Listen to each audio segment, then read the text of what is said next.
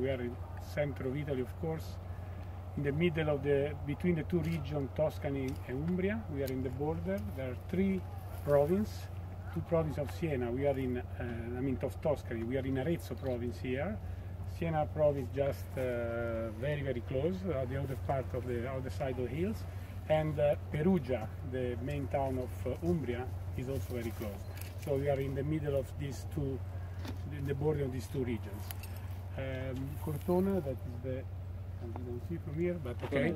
It's just no, it's exactly as shown. There will be a beautiful village on the hill that we join later. Give the name of the area.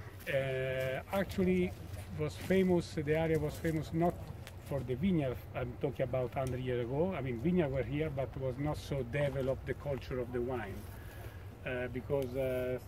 Variety like Sangiovese, Canaiolo, the typical variety of Tuscany, has a difficulty to be planted and cultivated here, because if you see, hills here are very, very gentle, low, and we have an area that is very warm and where the warm remain for a long. And this is Syrah like very much normally to mature in the best way. So actually 20-30 years ago, vineyard of Syrah start to be planted in the area. Here around you see there is a different crop, sunflower, corns. The area was very famous for tobacco once upon a time. That's what say, it was not really a wine area. Here after the establishment of the Syrah, it became more important because the Syrah find his own environment, good environment in this area. Very close we have the famous area of Vino Nobile di Montepulciano. As you know, is one of the most important VOCG of Italy, basically made by Sangiovese. We are not far, we are a few kilometers from here. The soil, I don't know, it's alluvional, you say in English, alluvional? Alluvial.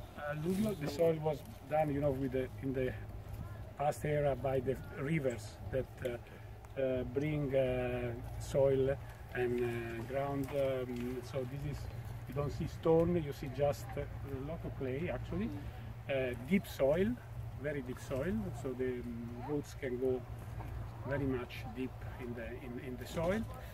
And yes, this year was hot and warm summer with rain at the beginning of August and the end of August. This was the things, that was the characteristic. The water at the beginning of August created a little problem in the leaves on the top.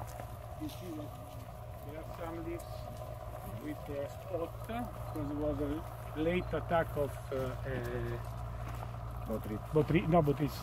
Peronospora, I don't know, Plasmopora, what you call it in milieu in France. Mildew. But there was not any effect on the quality of the grape, because it was just an effect of what you see. You see that it's not perfect, some of the leaves, but no any effect on the crop of the harvest. And Gerd, you expect 10 days ago the vineyard, so yeah, you had more. They just had a bit of rain 10 days ago, so we had to wait another week. Sometimes it would be a bit earlier in the picking.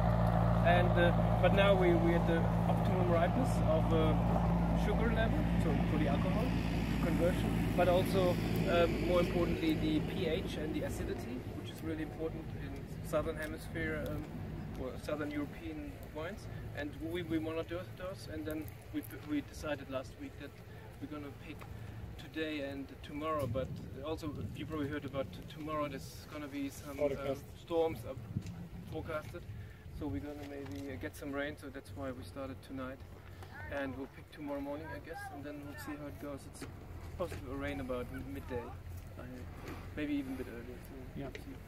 And so we'll try to get them picked before. If it does rain a little bit, that doesn't matter. If it would rain and we wait a couple of days, the wines obviously would take up the water again. We would have to wait, and then maybe 2-3 days for the water to evaporate, for the plants to work a little bit. But if the water's just on the berries, that doesn't matter too much. Will fall off by hand picking, and even the transport up to Sweden will shake off some in the cooling truck. at 5 to 10 degrees they will be completely dry by the time they get to Sweden, so we don't expect any problem. We are harvesting in this special basket, of course, to have a gentle transportation to Sweden. So the basket will go in a refrigerator truck and start its journey. You see how it's packed? It's just it's kind of just one layer. We can probably we'll weigh a little bit, so we might put a few more grapes in. But just basically because this is what's going to happen all the way up. But we'll expect them to be completely perfectly transported. I mean, like most table grapes in the world also, as well.